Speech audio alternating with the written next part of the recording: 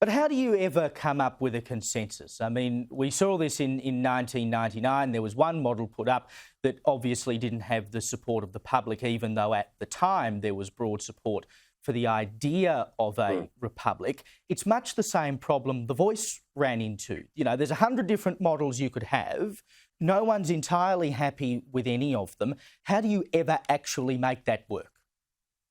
Well, what we want to do this year is get around Australia and talk to as many people as possible. So, again, we haven't had this conversation, certainly not over the last probably 18 months or so when I've been involved as the co-chair along with Nova Peris.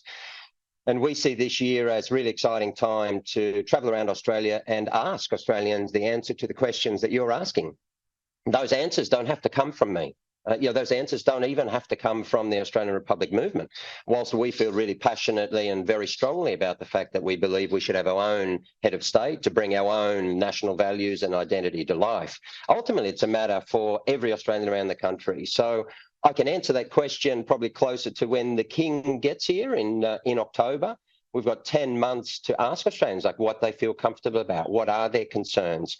How can we allay them? What are the different models? You talked about, I think, rightly last year, kind of differences of views and disagreements, even within the yes case, if you like. That's something that we'd very much like to avoid. And so we've been having those conversations to learn the lessons, not just from 99, of course, but from last year when we saw many of those things replicated.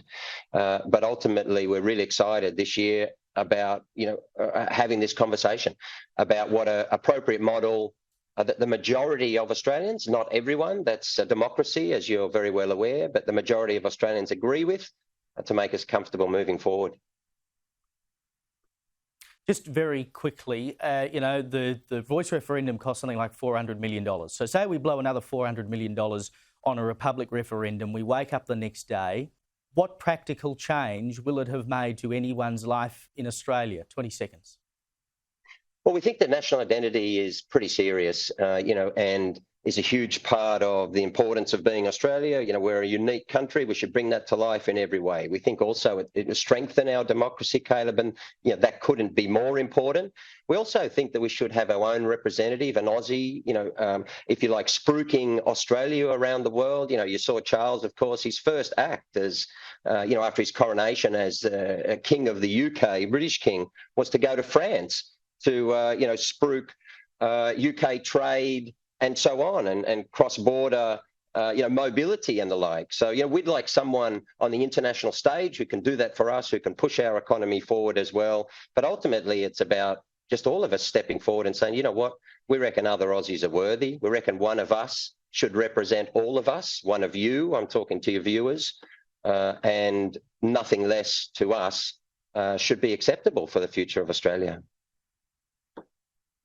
I still think it's a hell of a lot of money to spend to make what is, in essence, a very small change that doesn't change my life or anyone else's, unless, of course, you get to become the president or whatever we want to call you. But we'll have that discussion another time. Craig Foster, we certainly thank you will. for your time, mate.